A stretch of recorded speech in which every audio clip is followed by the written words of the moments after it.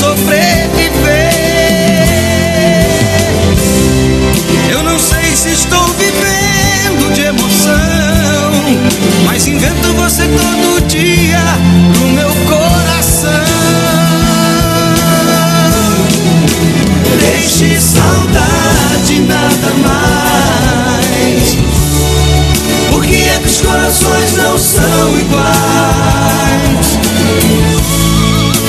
Diga que um dia vai voltar, pra que eu passe a minha vida inteira me enganando. Deixe saudade nada mais. Por que é que os corações não são iguais? Diga que um dia CYD 298. Rádio Comunitária Santana FM. Operando em 98,5 MHz. Esperando contar com a sua companhia durante toda a nossa programação. Estaremos ao seu lado, levando sempre a boa música, a comunicação sadia e versátil, a prestação de serviços e informação de primeira. 98,5. Mais qualidade no ar. Mais qualidade no ar. Está começando na Rádio Santana FM o programa Educação em Foco. Apresentação, professor Ataúfo Alves. Boa tarde, ouvintes da Rádio Santana FM. Estamos dando início a mais um programa Educação em Foco. Hoje o tema é sobre a reforma do ensino médio. A quem interessa? Participe, ligue, participe. Quem irá já falar sobre o tema é a professora doutora Amanda Moreira. A professora Amanda, ela é professora da UERJ, Universidade Estadual do Rio de Janeiro. Ela é doutora em educação pela UFRJ, escritora e pós-doutorado em sociologia pela Unicamp. Então a professora Amanda Moreira em breve estará conosco falando sobre a reforma do ensino médio. A quem interessa? Hoje também iremos fazer alusão a... Nós estamos vivenciando o mês de maio, né? O Maio Laranja, né? Ele é alusão justamente ao Dia Nacional ao Abuso e à Exploração Sexual contra Crianças e Adolescentes, que será... a data é dia 18 de maio e estamos aqui recebendo o coordenador do Conselho Tutelar de Ribeirão, o conselheiro Sérgio Melodia. Boa tarde, Sérgio. Boa tarde, amigo Ataúfo. Boa tarde a todos os ouvintes da Santana FM. Estamos aqui, amigo, para tirar todas as dúvidas que forem necessárias. Excelente, excelente. Ligue, participe.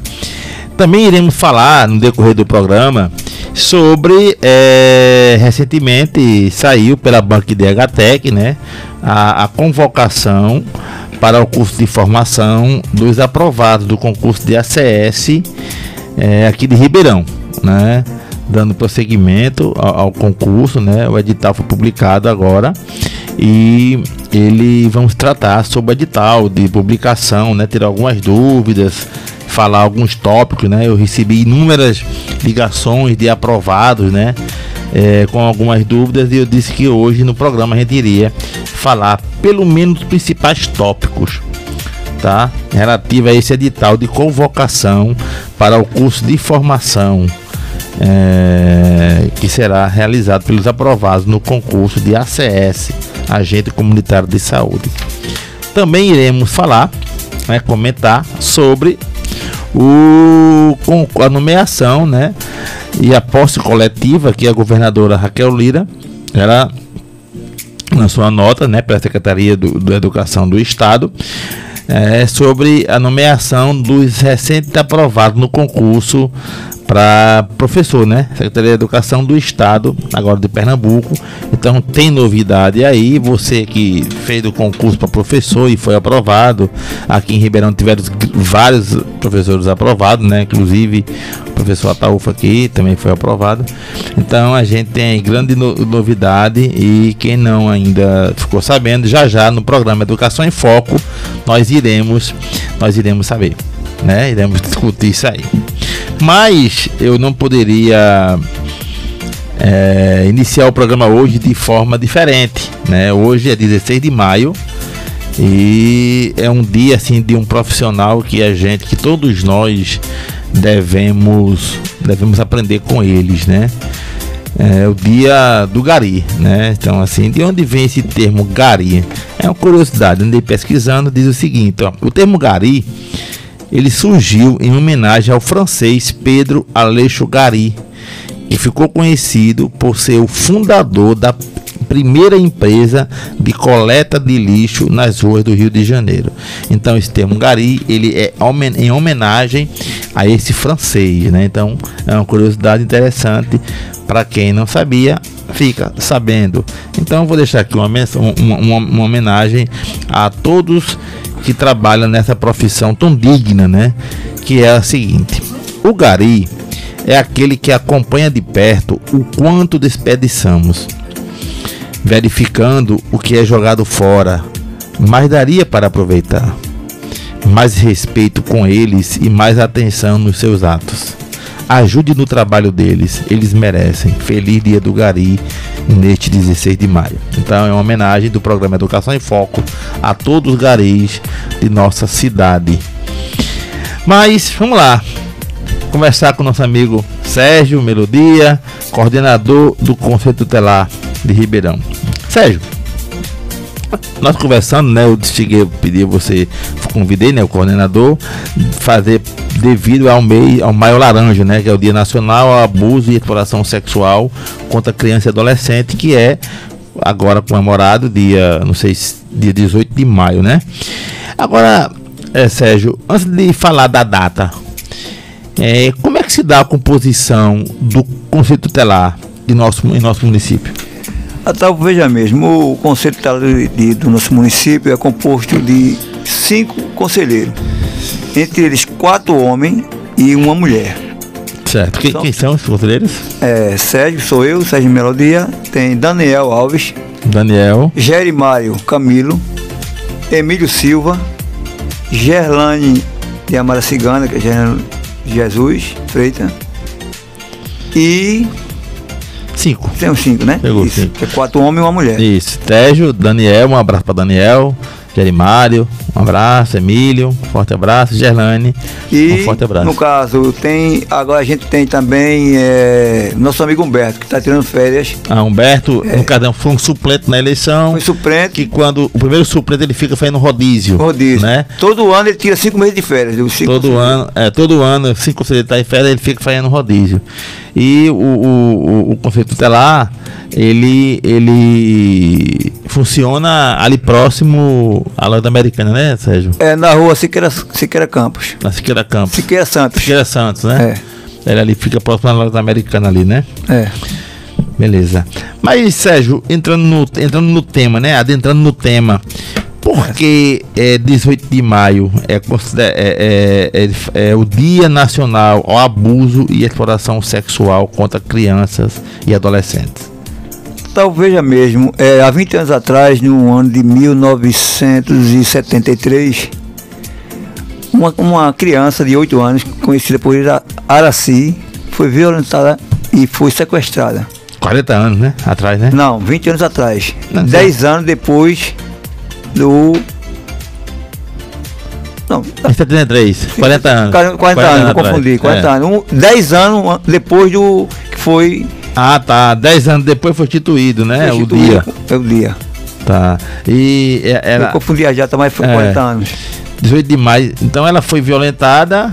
E até hoje os algozes estão em impunidade, né, Ataúfo? Você sabe disso, até hoje eles estão em impunidade. Então veja. E devido a isso foi criado esse movimento. E é caso que acontece, né? Tivemos aqui um caso não tão recente, daquelas adolescentes ali em Serrambi, não foi? Serrambi. Que também aconteceu ali, não sei. Até hoje também, impunidade total, né? Impunidade total, né? Quem sabe, ninguém... Era suspeito na época, mas foram absolvidos, né? Imagine quantas Araceli, né? Araceli existem aí, né? Que não chega nem aos ouvidos, verdade, né? Do conselho, nem... Quantas serão necessárias para que as autoridades realmente tomem mais consciência sobre isso, Que isso acontece constantemente no nosso município E a gente vê falta muitas vezes, falta as autoridades tomar realmente essa responsabilidade, essa consciência. É por isso do 18 de maio, para justamente colocar até em discussão esses fatos, entendeu? Colocar em pauta, reativar essa discussão. E às vezes também até a sociedade ajudar, de certa forma, a sociedade. Né? Ajudar. Às vezes a sociedade, ela de repente, não sei se é por falta de conhecimento, por falta de alguma informação, ela se renega a ajudar nesse sentido, né? Verdade. Ô Sérgio, me diga uma coisa, nesse dia 18 de maio, é um dia tão importante é um dia tão importante esse movimento a nível nacional. O Conselho Tutelar de Ribeirão irá promover algum movimento? Você tem algum movimento a ser promovido nesse dia? Desculpa, Ataúfo. O Conselho Tutelar em Ribeirão vai ter 2 movimentos, em alusão ao dia 18. Será amanhã, pela manhã, com a presença do Conselho de Direito e a Rede de Proteção. A gente vai fazer adesivaço, a gente vai fazer umas palestras ali na entrada da cidade. Amanhã de manhã, 9 horas. Ali perto do promovido diretamente pelo Conselho de Direito. Presidente, nossa amiga CC, nossa amiga Iracema, um abraço para Iracema. O Conselho de Direito irá promover esse evento amanhã pela manhã. Amanhã. É amanhã 17. Dia 17. Aí vai promover esse evento. Certo. E no dia 18 vai haver outro evento em alusão ao dia 18 lá no SESI. Agora promovido pela Secretaria de Assistência Social, Promoção Social, junto com o CREAS. Nosso coordenador, nosso amigo Iraque Tanduras. Certo, o CREAS. Um grande evento. Esse evento é aberto ao público? Aberto todos os dias.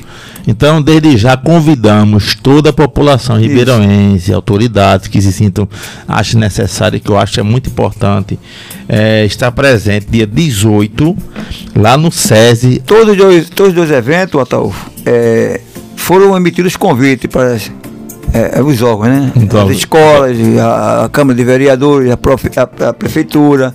Todos os órgãos foram convidados. É importante. Todos os 2 eventos. Ótimo. É importante as escolas, né? Elas fazem um rodízio, né? Se manter presente, levar uma turma ou outro, né? Ou levar 2, 3 alunos de cada turma, né? As escolas manter presente. Porque, na verdade, esse 18 essa alusão é uma conscientização, né? Exatamente, conscientização. É uma conscientização.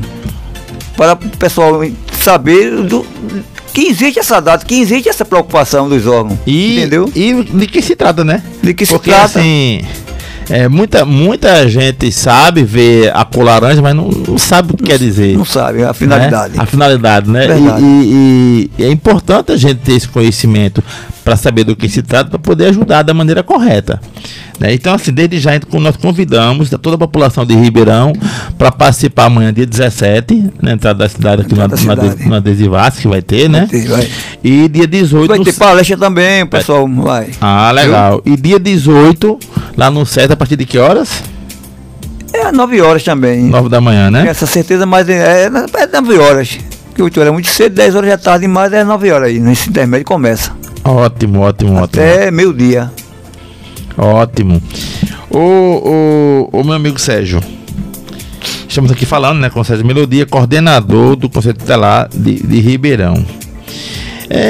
Me diga uma coisa, Sérgio, em nosso município ocorre assim, casos de abuso, exploração sexual de criança e adolescente? Vem ocorrendo? Com que frequência isso vem acontecendo? Veja mesmo, só esse ano de 2023 a gente já tem 13 casos de abuso e exploração sexual. A gente atendeu essas denúncias no Conselho Tutelar. Inclusive o último foi uma criança de 3 anos de idade. Só esse ano, 13 casos. 13 casos. 3 anos de idade. O último agora que a gente atendeu, a criança foi levada para o hospital, sentindo dores na região, né? E lá o médico constatou que essa criança tinha sido violentada. A gente tomou as medidas, fizemos o encaminhamento, mas 3 anos de idade, é uma coisa absurda, né? Coisa fora de... E assim, normalmente quem é que faz a denúncia? A família? Nesse caso foi o hospital, né? O médico, quando examinou a criança, constatou que alguma coisa de errado estava acontecendo com essa criança. Aí a gente localizaram o conselho e a gente foi lá e levou o CREAS para atender a denúncia, né? Professor, doutora Amanda, tudo bom? Olá, boa tarde, tudo bom? Boa tarde, doutora Amanda. Professora, já fiz aqui as devidas apresentações, né, em relação a senhora, né? Então, estou recebendo aqui via telefone a professora doutora Amanda Moreira, professora na UERJ, doutora em Educação pela UFRJ, escritora e pós-doc em Sociologia pela Unicamp. Professora, eu quero lhe informar, nós estamos aqui na cidade de Ribeirão, Pernambuco, e fiquei muito lisonjeado, primeiro, agradecendo por a senhora aceitar a participar conosco do programa Educação em Foco, professora. Muito obrigada, eu que agradeço, muito bom estar aqui com vocês. Um tópico que o tema do programa de hoje é a reforma do ensino médio, né? A quem interessa realmente essa reforma do ensino médio. Então, esse foi o tema do programa. E eu queria conversar com a senhora sobre o primeiro tópico. Essa reforma, a gente tem muito uma relação entre o trabalho e a educação. Como é que a senhora pontua esse tema? Sim. Primeiramente, boa tarde, né, a todos e todas, cumprimentando agora formalmente. É uma satisfação estar aqui com vocês também. A professora Ataúfo me fez o convite e os demais envolvidos aqui nesse momento, né, e os ouvintes também que estão aí participando desse debate que é tão fundamental, né, que hoje acho que é a principal pauta da educação brasileira é discutir a reforma do ensino médio. Então, acho que dentro dessa questão que você faz do contexto da reforma e do que tem essa relação, implicada nessa relação entre trabalho e educação, é muito importante partir daí, né? Porque, na verdade, a reforma do ensino médio, ela não é meramente uma reforma educacional. Ela é uma reforma que vem num conjunto de reformas do mundo do trabalho. Então, a gente vem passando por metamorfoses no mundo do trabalho muito significativas nas últimas décadas, especialmente a partir da década de 90, e muito mais enfaticamente agora, na década de 2010, em que a gente enfrenta um ultra-neoliberalismo, né, no nosso país e um processo de contra-revolução preventiva, né, no sentido em que a burguesia brasileira ela implementa ações, né, que, no sentido de retirar os direitos dos trabalhadores. Então, a gente vive um cenário muito difícil nessa última década agora de 2010 e que a gente também tem somado a esse contexto de reformas trabalhistas, lei da terceirização, emenda constitucional 95, né, toda uma série de questões que foram aprovadas, que passaram ali durante o golpe de 2016, e dentro disso veio, né, a reforma do ensino médio. Então, a reforma do ensino médio, na verdade, ela foi a primeira medida do golpe, né, desse golpe, que não foi só jurídico parlamentar, midiático, foi um golpe trabalhista, né. Então, a reforma do ensino médio, ela veio em forma de MP, né, de medida provisória 746, que foi a primeira medida do governo Temer, né, do governo ilegítimo Temer. Então, depois dela, vieram as outras reformas, trabalhista, terceirização, em seguida, já no governo Bolsonaro, a reforma da Previdência, né? Então, tudo isso, essa reforma, ela veio acompanhada desse discurso, junto às outras reformas no mundo do trabalho, de modernização, né? A reforma trabalhista, ela foi aprovada com o discurso de que criaria vagas de emprego, que iria modernizar o mercado de trabalho, etc., né? A gente viu que não foi esse o objetivo ou o resultado. Mas a reforma do ensino médio, ela vem com o mesmo discurso, né, de modernização do ensino médio, que o ensino médio era muito enciclopédico, que os jovens, que não era atraente aos jovens, que precisava modernizar. Então, ela vem também com esse mesmo discurso, né? E, na verdade, o objetivo é justamente formar o trabalhador, né, o futuro trabalhador no ensino médio, lá nesse mundo do trabalho, cada vez mais sem direitos à aposentadoria, sem direito a férias, sem direito a 13º, enfim, esses direitos, né, do mundo do trabalho que a classe trabalhadora vem perdendo cada vez mais. É preciso formar o trabalhador que atue nesse cenário, né, de um trabalho cada vez mais precarizado. Eu inclusive, professora, nós aqui temos uma mácula aqui em Pernambuco, né, que o ministro do governo Temer, na época, é deputado aqui pelo estado de Pernambuco, né, é o Mendonça Filho, né, ele era o ministro da Educação na época. Então, assim, é uma mácula que nós iremos carregar por muito tempo aqui, o povo pernambucano, infelizmente. Eu conversando com minha irmã, que também é doutora, né? Ela é doutora em saúde pública, lá no Rio Grande do Norte.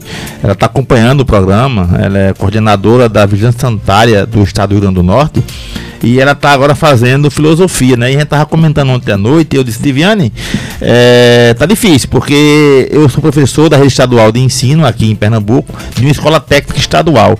E é justamente o que a senhora acabou de falar.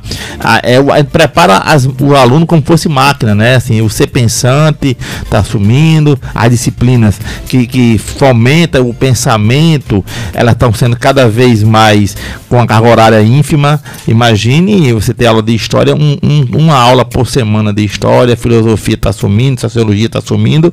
Isso vai tornar tornou o ensino médio, como a senhora falou, em função dos grandes empresariados, né? Então é justamente o segundo tópico. A quem realmente interessa esse novo ensino médio, na sua concepção, professora? Assim, acho que está muito evidente que o novo ensino médio ele não interessa aos estudantes ou aos trabalhadores da educação. Até porque a gente tem mais de 400 entidades hoje se posicionando contra essa reforma, né? São diversas manifestações ocorrendo de estudantes e também de trabalhadores da educação, de professores, contra a reforma. Então, a gente vê que não são as pessoas que estão no chão da escola que defendem essa reforma. Quem defende essa reforma é justamente os principais interessados na manutenção desse processo, que é o empresariado. Então a gente tem um empresariado atuante na educação que se colocam em defesa da educação pública, isso há décadas no nosso país, né? A gente tem exemplos que a gente pode citar, a Fundação Lema, o Movimento Todos pela Educação, né? Que se colocam, que organizam ali os aparelhos de hegemonia, né, o empresariado de diversas frações da burguesia nacional para intervir nessa educação. Então, com venda de pacotes de ensino, de formação de professores, diversas entradas nas escolas públicas, né? E esses setores que já atuam na educação há décadas, hoje, eles são os principais interessados na manutenção dessa reforma, né? Então, primeiro, no ponto de vista estrutural mesmo, no sentido de apropriação do fundo público, né, de avançar nessa sanha mercadológica, de acumulação de capital e tudo mais por meio da educação pública. E de outro lado, um outro viés de atuação desses setores é do ponto de vista superestrutural, né, no sentido de disputar a função social da escola, de formar subjetividades neoliberais, de disputar a hegemonia da sociedade. Então, esses setores eles atuam dessas duas formas, com esses dois objetivos. Então, em nome da defesa da educação, eles transformam a educação, inclusive, em ativos financeiros, né? Porque hoje a gente vê que a educação básica, ela já ela entra nesse movimento de financiarização da educação. Que o processo que o ensino superior privado passou nas últimas décadas, né, de abertura de capitais nas bolsas de valores e tudo mais, agora esse processo chega à educação básica.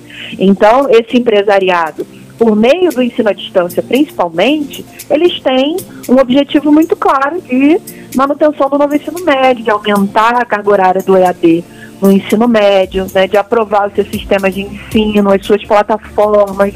Então, é muito interesse envolvido, mas não é o interesse de quem está no chão da escola, né? Então, acho que esse é um ponto que precisa ficar muito claro, porque o que está faltando a reforma do ensino médio, inclusive no Ministério da Educação atualmente, é importante dizer isso, né? Porque o Ministério da Educação hoje ele tem por mais que a gente esteja diante de um governo infinitamente melhor do que o anterior, mas o Ministério da Educação ele está tomado pelos interesses empresariais. O ministro Camilo Santana ele segue a cartilha do empresariado na educação. Então, passa a ser muito difícil a gente combater essa reforma porque os interesses estão muito agudizados, inclusive dentro do MEC, né? Eu recentemente estava vendo uma reportagem e o ministro, né, Camilo Santana, tentando colocar, né, Sobral como um grande exemplo de educação do país e tentando levar toda essa metodologia, né, vamos dizer assim, para o restante do país. Eu acho que não é por aí, que não é bem assim, né? Não é tão bonitinho a educação lá, né, na região, com todo respeito à região lá, mas não é bem assim, né, professora? Sim, com certeza. A educação de Sobral, a educação do Ceará, de conjunto, né, muitas vezes tomada como exemplo, mas esse exemplo é pautado pela política da meritocracia, né? Então é uma política educacional que a gente critica há muitos anos, porque na verdade ela é pautada por uma concepção de qualidade da educação que não é a qualidade que nós defendemos, né? Uma qualidade gerencialista, que é pautada pelos princípios empresariais dentro da escola pública. Então isso é muito pernicioso para a educação, porque a educação ela passa a ser pautada por avaliações externas, né? Então não são os professores que são responsáveis por avaliar os seus estudantes de acordo com as suas respectivas realidades em sala de aula, avaliações externas, bônus salariais, competitividade entre as escolas. Então todo um processo que gera um impacto muito grande nas escolas, né? As escolas elas são transformadas em empresas. Então essa visão empresarial dentro da escola, gerencialista, meritocrática, otimizada, esses termos, né, do léxico empresarial que são trazidos para dentro da escola. Então quando a gente fala sobre isso é importante também porque é muito difícil combater esse discurso, né?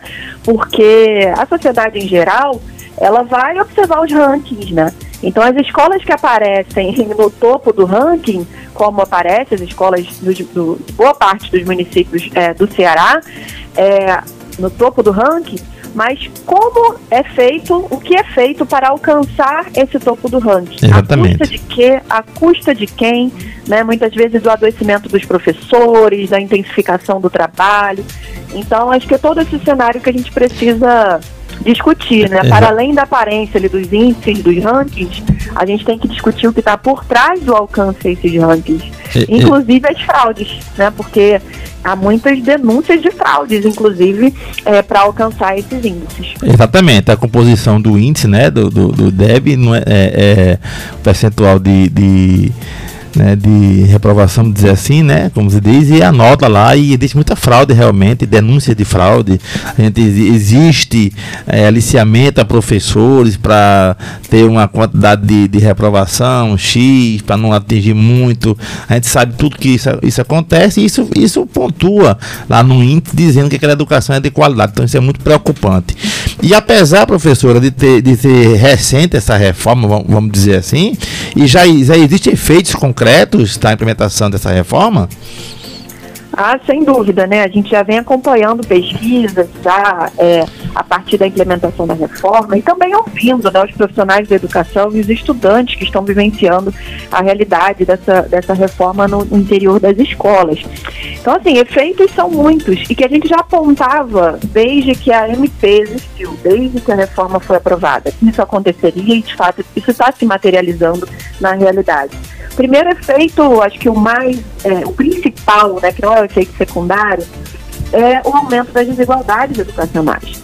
Então, essa questão de que o aluno iria escolher os itinerários formativos, que a reforma ia melhorar a opção dos estudantes, que ele ia fazer o que ele quisesse, isso é uma grande falácia, né? Primeiro porque mais de 3 mil municípios brasileiros só tem uma escola estadual.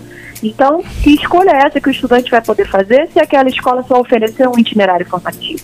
Então, é isso que está acontecendo. Exatamente. A dualidade educacional está sendo aprofundada, né, gerando um verdadeiro apartheid educacional realmente entre escolas públicas e privadas. A impedição ao acesso ao ensino superior, né, um outro efeito dessa reforma, porque ela esvazia a formação dos estudantes de uma forma muito significativa, né? Então, retirar conteúdos, retirar disciplinas, componentes curriculares fundamentais para a formação da juventude, sociologia, filosofia, história, geografia, até mesmo português e matemática, reduzir a carga horária das disciplinas para botar no lugar disciplinas sem sentido, né, como De Olho na Rede Digital, Mundo Pet, O que Rola por Aí, Brigadeiro Caseiro, né? Então, exemplos de disciplinas que foram criadas para substituir, né, digamos assim, a carga horária de disciplinas fundamentais. Então, esvaziando a formação dos estudantes e dando um recado muito claro para a juventude, né? Se você não conseguir emprego, faça um brigadeiro em casa para sobreviver, né? Acho que esse é o mote dessa reforma, né? A adaptação da força de trabalho, né? Formar o estudante de acordo com as competências socioemocionais, a resiliência, Acho que tudo isso aí são efeitos já, né, da reforma que a gente está vendo e que tendem a se aprofundar caso ela não seja revogada. Exatamente, inclusive esse cenário formativo que a senhora fala aí com bastante propriedade, eu como faço parte, né, da ponta lá, cai no nosso colo a criança que foi parida, de certa forma, de forma errada, cai no nosso colo a criança lá, o itinerário formativo, e professor, às vezes, sem nenhuma capacitação para aquele itinerário, vai ter que ser obrigado a ministrar algo sem todo conhecimento, aí que desanda realmente, né? Mas, professora, vendo todo esse cenário, quais formas de resistência na construção da revogação dessa reforma, que na sua opinião poderia existir? Olha, a resistência ela vem acontecendo de longa data, não é de agora, né? A luta não é de agora, como eu falei, desde a implementação vem ocorrendo lutas, resistência a esse processo. Desde os primeiros meses do governo Temer, a gente teve ocupação de escolas, de universidades, né? Documentos diversos, pesquisas apontando os problemas do novo ensino médio, cartas, documentos, inclusive entregues ao GT de transição do governo Lula, né? Então, assim, a gente tem tido muitas iniciativas, né? Inclusive, agora no mês de março, tivemos várias manifestações de estudantes e trabalhadores da educação nas ruas contra a reforma do ensino médio, pela revogação. Inclusive, esse processo fez com que o Ministério da Educação suspendesse a implementação, né, e a adequação ao calendário do Enem. Isso. Foi uma vitória parcial para nós, não tem dúvidas quanto a isso, porque caso esse processo avançasse, o Enem fosse adequado ao novo ensino médio, a reforma se cristalizaria e nós teríamos mais dificuldade de lidar com esse processo. Então, pelo menos tivemos um respiro, abriu essa consulta pública, é claro que de forma completamente limitada, né? A gente sabe que é um meio que o Ministério da Educação encontrou de frear a luta dos estudantes e dos trabalhadores e, ao mesmo tempo, tentar legitimar a aprovação da reforma, mas o que nós não podemos deixar de fazer é seguir na luta pela revogação, nas ruas, né? E também mobilizados nos cotidianos das escolas, no chão das escolas. As centrais sindicais, elas precisam se unificar em torno, né, dessa luta pela revogação, para que a gente de fato consiga avançar, porque eu acho que é possível, né? Se a gente tiver muita pressão social, e essa pressão social vá para além da escola, né, vá para além dos estudantes e dos trabalhadores da educação. A sociedade de conjunto precisa entender que essa reforma é prejudicial para todos, né? Para todos. Então, acho que é nesse sentido. A gente precisa construir essa força social para exigir, né, do governo Lula que faça a revogação dessa reforma. Exatamente. Eu venho acompanhando a senhora nas redes sociais já há algum tempo, compactuo, né, com seus pensamentos, sugiro aí meus colegas professores aqui da cidade, da região, que siga aí o Instagram da professora Amanda Moreira, e agradeço muito a senhora pela participação, essa rica participação em nosso programa, e tenho a certeza que foi uma sementinha plantada aqui no interior de Pernambuco, professora. Muito obrigada, um abraço a todos e todas, foi um prazer estar aqui com vocês, um abraço a todos os ouvintes. Obrigado, professora. Até mais. Ouvimos a opinião da professora Amanda Moreira, Sérgio, em relação à reforma do ensino médio. O negócio não é tão bonito como o pessoal fala, né? Então, realmente, é um ponto que me inquietava, né? Que me inquieta no dia a dia, não só a mim, mas a vários professores. Eu acho que quase que 100% dos professores do ensino médio, inclusive um abraço para a sua esposa, né, professora Jussi? Professora Jussineide. É uma das que a gente conversa, né, no privado e realmente é algo então, que precisa ser revogado. Queria um ponto para só fazer uma pergunta a você em relação a esse assunto que você estava discutindo debatendo com a professora Amanda. Professora, esse ensino médio é só nas escolas públicas que funciona ou ele está implantado também na escola particular? A ideia não existe ensino médio para público e para particular. A ideia é ser implantado como um todo, né? Como um todo. Só que a pública, ela segue um regime diferente da particular, né? Sei. Então, assim, a pública como governo, a pública ela segue o que o governo envia, né? Assim, teoricamente, tem as normas, né, educacionais. Segue a mesma linha? Tem que seguir também a mesma linha. Só que com uma velocidade diferenciada, né? Então, assim, assim, o que a gente vê hoje muito é as escolas privadas, elas tendo disciplinas totalmente diferentes da pública, mas lá a avaliação externa está sendo cobrada a mesma coisa ainda, né? Já funciona dessa forma? Já, ou vai ser implantado ainda? Já foi implantado primeiro ano passado, esse ano está dando sequência. O Enem já iria mudar, como falou a professora, né? O Enem já iria mudar. E houve agora uma paralisação, né, uma revogação, pelo menos no Enem, como ela falou. Isso é bom que não vai cristalizar a reforma, né? Ou seja, tem a luz no fim do túnel. Sim. A gente briga pela total revogação da reforma. Mas é uma luta que vai envolver aí outras forças, né? Eu creio que as escolas públicas, enfim, tem que se unir, né? A sociedade como um todo se unir para que essa revogação ela aconteça realmente. Isso é uma opinião, né, da professora Amanda, e eu compactuo com essa opinião. Voltando aqui ao nosso assunto, né, com o Conselho Tutelar Sérgio Melodia. Ô Sérgio, como é que a população faz para denunciar, caso tenha conhecimento de algum tipo de abuso ou exploração sexual? Então, tem várias formas de denunciar. O mais comum é através de ligação, né? Ligação anônima. Toda denúncia é anônima. Anônima, né? Inclusive, existe até o Disque 100, que é uma ferramenta nacional. Disque 100. Disque 100. Essa denúncia a pessoa faz, não se identifica, e ela vai diretamente para o Ministério Público. A promotora encaminha para a gente. O Ministério Público encaminha para ele vai para o Ministério Público, a OMP vai e envia para o Conselho Tutelar. Agora tem vários tipos, né, de denúncia. Tem pessoalmente, tem através de telefone. Certo. Entendeu? Já aconteceu até denúncia de carta, o pessoal vai passando o conselho e bota debaixo da porta. Falando isso agora, uma cartinha, né? Tudo isso. Mas claro que. Até porque toda denúncia é anônima, né? Não pode falar quem denunciou, isso aí não pode, é uma regra severa que tem em relação ao Conselho Tutelar. A gente não pode, de maneira alguma, informar quem foi que fez a denúncia. Em nosso município, claro que não existe apenas o crime, vamos dizer assim, de exploração sexual, né? Existem outros problemas. Que tipo de denúncia mais chega no Conselho Tutelar? A maioria das denúncias do Conselho Tutelar hoje é maus tratos. Maus tratos. A grande maioria das denúncias. Mas existe vários tipos de denúncia, vários tipos de denúncia. Eu estava vendo um vídeo hoje, antes de vir para cá, Sérgio, acho que eu já vi esse vídeo. Ele é claramente feito nos Estados Unidos. Esse vídeo é uma criança liga denunciando a mãe, né? E chega dos policiais e o policial bate na porta, né? A mãe sai, aí a criança: foi eu que denunciei. Aí o que foi? Ela me bateu com o cinturão 3 vezes. Aí o policial olha assim, chamou a criança e disse: ela bateu com outra coisa, usou a mão, usou algum outro objeto mais contundente? Ele: não. Bateu em algum local do seu corpo, roxo? Não. Foi 3 cinturão aqui na bunda, na bundinha, né? 3 tornozadas.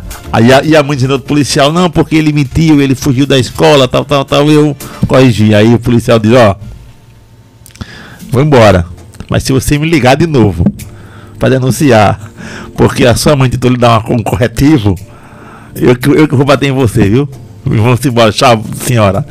O maus tratos não é isso, né, Sérgio? Não é isso. Não, porque hoje em dia, é claro que ninguém aqui vai falar jamais, né, em alívio, que bate não. Tudo na criança, uma conversa, outra, né? Eu acho que existe várias formas de educar. Educar, né? Mas quando se fala em maus tratos, não é aquela palmadinha que o pai de acordo, de né? Infelizmente, a gente tem alguns casos aqui de espancamento. Entendeu? Aí muda toda a configuração. Conjuntura, exatamente. Toda a conjuntura, né? Certo. E qual a relação, Sérgio, entre o Conselho Tutelar e as forças policiais? A PM, ela dá apoio ao Conselho? Na verdade, a PM, ela dá apoio nas ações do Conselho Tutelar. Eles dão um apoio total, integral. Graças a Deus, aqui no nosso município, a gente tem essa cobertura total. Eu queria até agradecer à Polícia Militar, Jadel, por nos dar toda a força quando a gente necessita. Eu pareço com o Jaziel, né? Mas você tá UF. Eu falei, Jaziel foi? Foi. É só um erro de porque Jaziel que chama a gente aqui pra... Um alô aí pra Jaziel. Foi bom que ele tá ouvindo. Jaziel, paga a sopa de melodia hoje. Também é fortezinho, tem um pouquinho de cabelo lá e a gente confunde um pouco. Mas é professor Ataúfo. Olha aí, Eduardo.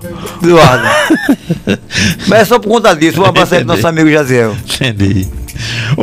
E a força, no caso da Civil, Ataúfo, eles fazem assim, quando a gente, por exemplo, a gente atende um caso de estupro, de abuso, a gente, primeiro passo do Conselho Tutelar é encaminhar para a Polícia Civil, que é para fazer esse procedimento, que vai fazer investigação, vai encaminhar para o ML, a gente encaminha para o ML, leva para o ML para fazer os exames que for necessários. E conduzir as investigações. O Conselho Tutelar não foi investigação, né? Isso é com a Polícia Civil. Sérgio, a gestão do prefeito Marcelo Maranhão, ele vem dando algum tipo de apoio ao Conselho Tutelar? Meu amigo Ataúfo, eu acho que você tem conhecimento que eu tenho vários mandatos no Conselho Tutelar. Isso. E passei por alguns prefeitos. Eu não tenho dúvida que o prefeito Marcelo Maranhão vem nos dando... É o que mais incentivou até hoje o Conselho Tutelar. Que dá apoio. Sempre eu vejo as ações, né? Todas as ações de Conselho Tutelar, capacitação continuada, trabalho que a gente faz de tem um apoio da prefeitura, sempre eu vejo. Trabalho, né? de políticas públicas. Essas duas que vai haver amanhã mesmo, uma amanhã e uma quinta, é com apoio total e integral da prefeitura, através do prefeito Marcelo Maranhão. Então, ele dá total apoio a gente. A gente tem total apoio de transporte, a logística estrutura, né? Estrutura de logística. Isso ajuda até os conselheiros a trabalharem com mais garra, né? Na verdade, o Conselho Tutelar, sem o poder público, sem a prefeitura, ele não faz muita coisa. Ele não faz muita coisa. Fazer muita coisa. Não. Já é um trabalho muito difícil. Já é difícil. E sem a estrutura dada pelo município, pela prefeitura, fica mais difícil ainda. Inclusive agora ele vai uns 3 meses aí que ele deu um aumento aos conselheiros. Isso. Entendeu? Foi muito bom. Eu quero até agradecer ao prefeito. Parabéns, prefeito. Parabéns. Por todo o apoio que ele tem dado a gente. Parabéns, prefeito. Inclusive, eu também quero anunciar aqui, né, que recentemente foi editado, né, saiu o edital do curso de formação para o concurso de agente comunitário de saúde, recentemente realizado no município de Ribeirão, né?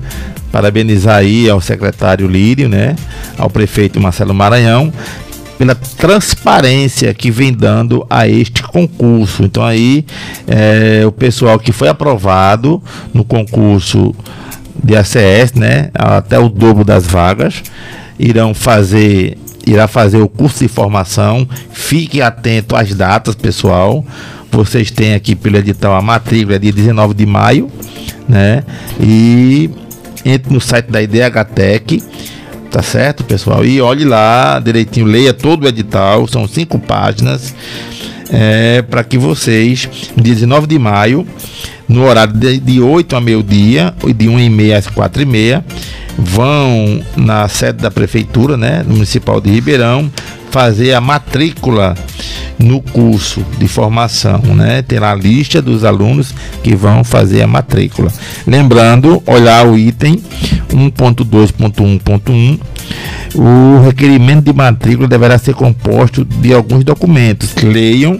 Quem não tem o documento pode falar comigo no privado, no Instagram, que a gente envia esse documento para os aprovados, que os convocados no curso de formação do concurso de ACS. Mais uma vez, parabéns ao município pela transparência nesse concurso.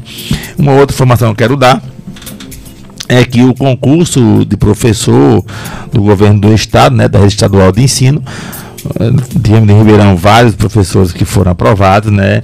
E saiu uma matéria ontem, né, da Secretaria de Educação, que dia 22 de maio foi confirmado como a data para nomeação dos professores aprovados. Então, ela apenas vai sair a quantidade de pessoas, né, que vão ser convocadas. Então, aguardem, que vai sair dia 22 de maio essa lista de nomeação, né, de aprovados, e dia 21 de junho eles serão empossados, né, como um evento conjunto, ok? Então, assim, vamos também ficar de olho, aprovados no concurso da rede estadual de ensino. Ô, meu amigo Sérgio, para finalizar sua participação no programa, Estamos em ano de eleição, né? Essa eleição será quando? E que mensagem você deixa para que a população participe do pleito? Meu amigo Ataúfo, veja mesmo, antes de eu concluir, falar realmente isso aí, eu queria aqui fazer um esclarecimento aqui na lei, no movimento do dia 18. Certo. Realmente faz 20 anos. Foi 10 anos após a criação do Estatuto da Criança e Adolescente, que foi em 1990. Tá, então... Aí para não tirar algumas dúvidas que a gente... O que eu falei 40 anos foi o caso. Foi o caso, foi. O caso, não a lei. Não, o caso. Não. O caso aconteceu o caso foi em 73, faz 40 anos. O caso com a criança. 73. Foi, o caso com a criança. Com a criança. A lei não, a lei é outra coisa, né? Certo. Em relação à eleição que você aí perguntou, a gente gostaria de pedir aqui que as pessoas vão votar no Conselho Tutelar na eleição, no processo de escolha. É importante a população aderir. Participar, porque ativamente, Ataúfo, porque isso é um ato de cidadania. Fazer valer a sua vontade. Fazer valer a né? sua vontade, entendeu? Isso. Porque não adianta a gente só ficar reclamando dentro de casa, a gente também tem que fazer a nossa parte. Claro. Tem que votar, levar as pessoas para... São pessoas que vão... Tem vários candidatos de vários segmentos da sociedade, de igreja, de escola. Então é necessário que a comunidade vá votar. São pessoas que vão, de certa forma, assistir a nossas crianças, nossos adolescentes. Pois né? Nossos bem preciosos. Ideia, na eleição passada, a gente teve quase 8 mil eleitores. Foi uma votação muito expressiva. Importante. 8 mil pessoas saindo de casa para exercer sua cidadania, né? Exercer sua cidadania, é importante. Meu amigo Sérgio, muito obrigado em nome do Conselho Tutelar. Agradeço a você como coordenador. Mando lembrança aos demais conselheiros, a toda a equipe que faz o Conselho Tutelar, Polícia Militar, Polícia Civil, Ministério Público. Agradeço, tá? Finalizando aqui, meu amigo, eu queria aqui mandar um agradecimento aqui ao pessoal da Rede de Proteção, que trabalha diretamente com a gente, com o Conselho Tutelar. A nossa amiga Iracema, que é a presidente do Conselho de Direito. Certo. Lírio, secretário de Saúde. Certo, um abraço, Lírio. Carol, secretária de Assistência Social. Um abraço, Carol. Mona Lisa, que é do CAPES, a coordenadora. Mona Lisa. Denise, que é assistente social da saúde. Nelma, a coordenadora do CRAS. Iraquitã, que é o coordenador do CRES. Marcilene, SAMU. Sandro Botelho, Conselho de Direito. E Juliana, Atenção Básica. Ótimo. Então é uma rede. Se eu esquecer alguém, me perdoe, porque eu não estou lembrado aqui no momento. Foi bom que o pessoal entender que é uma rede, de proteção. Está por trás. O Conselho Tutelar trabalha com essa rede. Que está muito bem. Eu agradeço a participação, agradeço vocês aí a todos os ouvintes, né, da Rádio Santana FM, que acompanhou mais um programa Educação em Foco. Estaremos de volta na próxima semana.